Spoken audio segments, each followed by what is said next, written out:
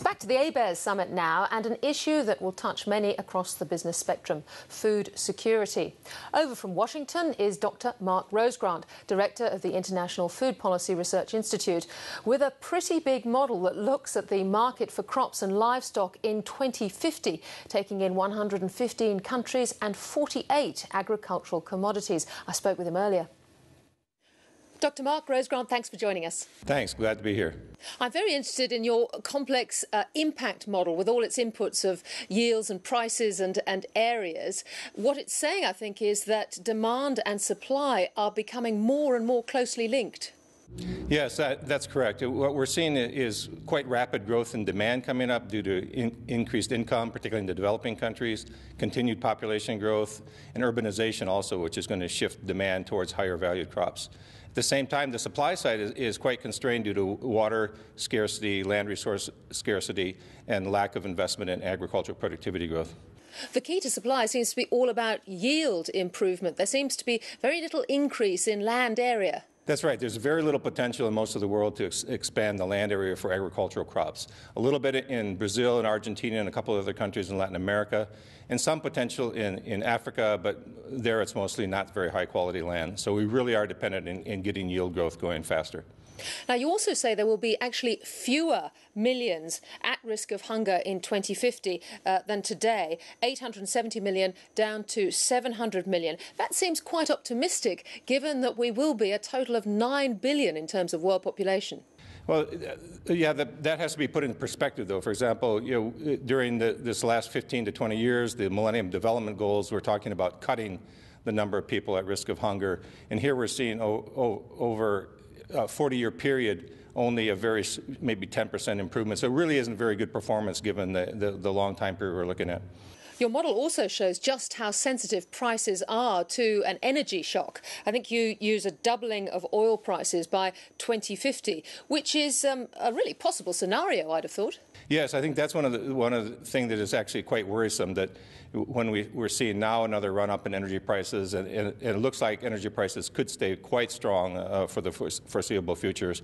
And agriculture is highly dependent on energy prices through both the inputs like fertilizer, through the transportation costs, and also because higher energy prices increases the competition for biofuels to take land away from food crops. Let me ask you about biofuels. Is it now generally accepted that the global commitment to putting aside vast tracts of land for biofuels is in fact an error, given how scarce food will be? I think there's still controversy about that, though certainly probably the mainstream opinion is that it was overdone. Particularly, I think the problem is the heavy subsidies and mandates that were used to promote it. But now that the industry is established, I think we're going to see with high energy prices that it actually can be self-sustaining at normal market prices, even without subsidies. So it looks to me like biofuels production and growth in that production is here to stay for some time. What should energy policy be addressing around biofuels? It is important that the major countries, and particularly the United States and Europe now, remove all the subsidies. There's been some improvement in the U.S. in dropping subsidies, but still with strong mandates that support expansion. It's time to start moving away from those and require biofuels to compete on a market basis. Mark, the role of the big multinational, the Glencores and the Cargills, do you worry about these big companies controlling markets and impacting food security? I don't see that is a real threat. I mean, the concentration hasn't seriously increased over the last several years. You're not seeing that kind of market power with proliferation also of bigger companies in China and elsewhere. So I think at that level competition is okay. We did see some speculation contributing to the high prices over the last 3 to 4 years, but most of the studies show that wasn't a huge part of the problem. Here in Australia, looking at the opportunities, could we be more strategic? Yeah, I think this world that we're discussing offers a lot of potential for Australia and the other significant exporters like Brazil, Argentina, and the United States and Canada. We're seeing that the developing countries are going to import much more food, both meats and cereals and grains, so that the potential is there for the big exporting countries to fill the gap for these developing countries.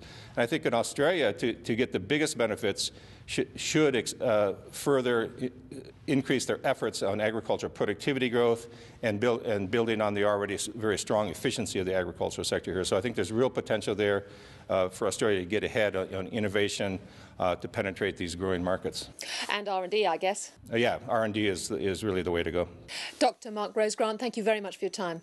Thanks very much. I'm glad to talk to you.